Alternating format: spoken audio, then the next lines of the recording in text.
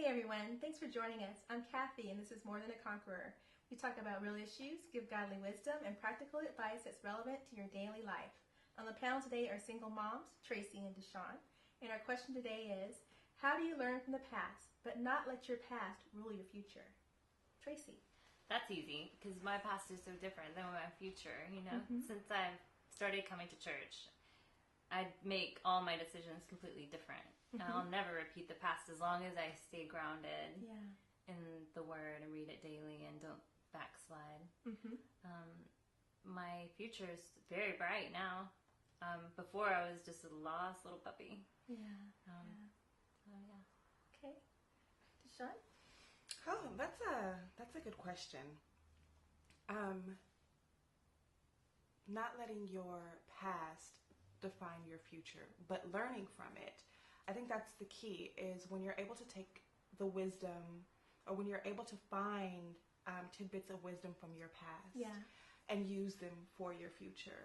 So whether it was a heartbreak or a setback or a failure, whatever it was that daunts you or was daunting, to find the wisdom, to find the growth in that. What was the light in that darkness? Because there is always something good to come out of every situation. And so what did you learn?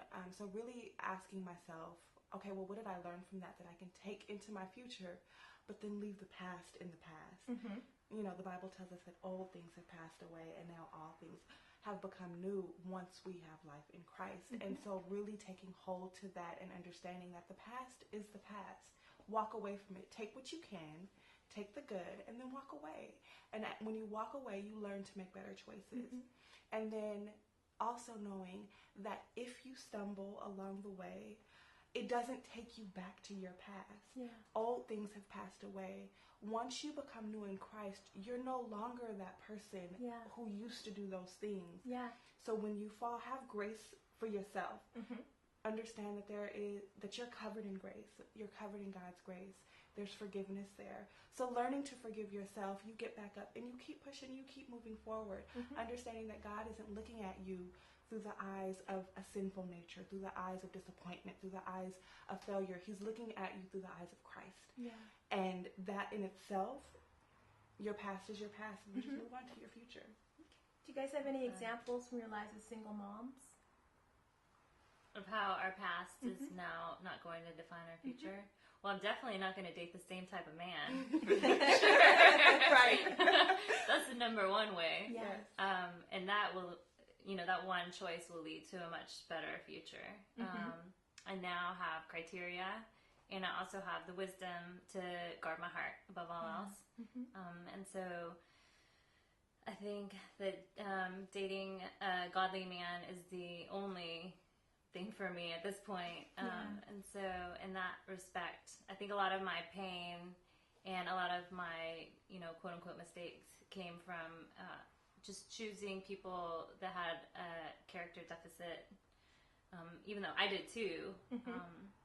But choosing them and making a life with them when I needed to do some work, and now in the future I'll be looking for somebody who's already done that work. Sounds good. What about you, Deshawn? For me, I would have to say, growing up without my mother and my father, that was something that I dealt with a lot.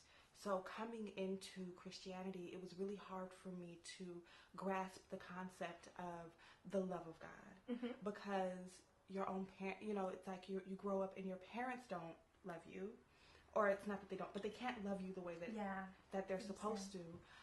And so how is it this God who has created everything, this grand God, how can he love me?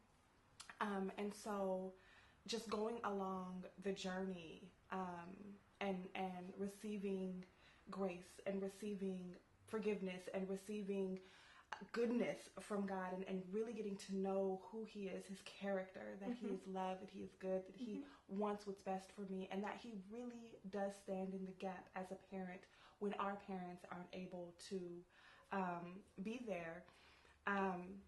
It's really, I'm able to, at this point now, I'm able to receive God's love and also give that love to my parents. And so I was able to take from go from not being able to receive love at all to now being able to receive and to give, which is it's remarkable. Well, that's all we have time for this episode. We hope you enjoyed this discussion. Thanks for joining us, and see you next time.